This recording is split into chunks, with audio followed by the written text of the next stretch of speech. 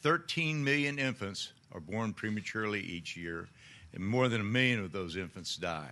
I believe that through medical research and collaboration in the form of GAPPS, we can see the end of this global crisis of preterm birth and stillbirth.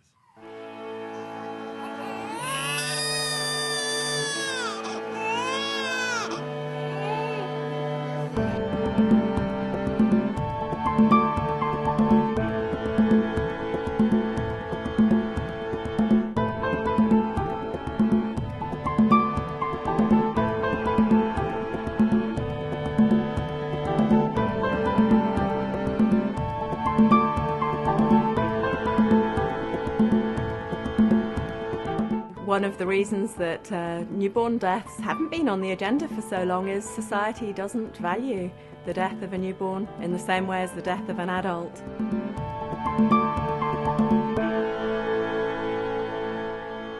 So if you think about it, there are maybe 3 million deaths due to HIV each year, and every day we hear what a big problem that is.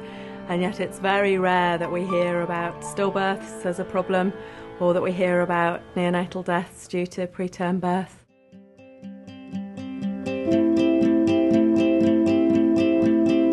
The only chance these babies have is if we improve the quality of healthcare. What moves this group of scientists to work together and trying to find solutions? I think we have a major health problem that is not getting the attention it deserves. Women really struggle with how to cope with the grief surrounding stillbirth, and I think culturally in a lot of places it's viewed as the woman's fault. It's viewed as something that she did. We heard stories from women about very complicated cleansing rituals that they had to go through after a stillbirth in order to be acceptable for their husband. There's such a lack of attention on preterm stillbirth vis-a-vis these other important areas in global health, and yet the numbers show that this is just such a significant disease burden for women and children.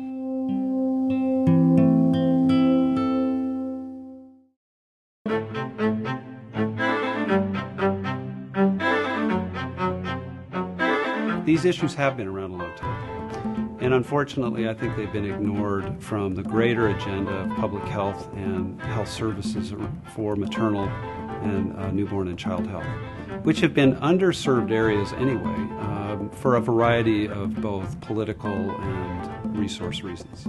The strongest impact that you can get from implementing evidence-based practices from partnerships, particularly partnerships between scientists in the developed and developing world, where you bring some of the best science that's out there to where the problems are.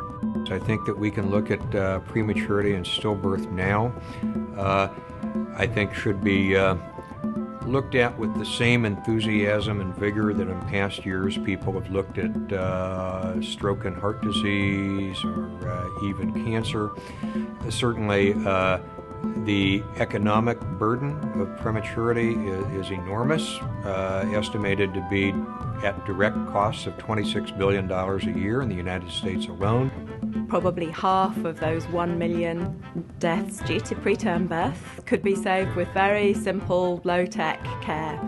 You know, we lose 10 infants a minute in this world to both prematurity and stillbirth. So it's really critical that we don't waste time so that we're saving lives and improving lives.